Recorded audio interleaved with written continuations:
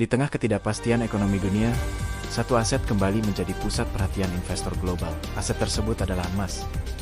Permintaan terhadap gold 100 doli emas kembali meningkat. Banyak investor mulai mencari safe haven untuk melindungi nilai aset mereka. Dalam beberapa tahun terakhir, emas selalu menjadi aset yang digunakan saat kondisi ekonomi dunia tidak stabil. Ketika terjadi ketegangan geopolitik, ketidakpastian ekonomi, inflasi tinggi, atau pelemahan mata uang, investor global biasanya memindahkan sebagian aset mereka ke emas, karena emas dianggap sebagai safe haven aset yang mampu menjaga nilai dalam jangka panjang. Sejarah menunjukkan bahwa saat terjadi krisis ekonomi, harga emas sering mengalami kenaikan. Contohnya saat krisis finansial global, konflik geopolitik, atau ketidakpastian kebijakan ekonomi.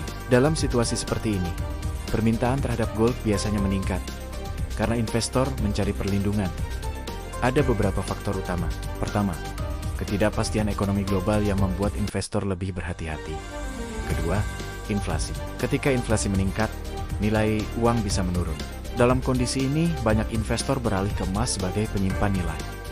Ketiga, ketegangan geopolitik, konflik antar negara juga sering meningkatkan permintaan emas. Emas dianggap lebih stabil dibandingkan banyak aset lainnya. Ketika permintaan meningkat, harga emas biasanya mengalami tekanan naik. Pada market trading, minat investor global dapat menyebabkan kenaikan volatilitas, munculnya momentum bullish. Namun perlu diingat, harga juga dipengaruhi suku bunga dan dolar. Bagi trader, pergerakan gold 110 bisa menjadi jauh lebih aktif. Trader memperhatikan level support dan resistance utama, serta momentum market. Dengan memahami faktor ini, trader dapat lebih siap menghadapi pergerakan market. Emas telah lama dikenal sebagai aset perlindungan nilai dalam kondisi ekonomi yang tidak pasti.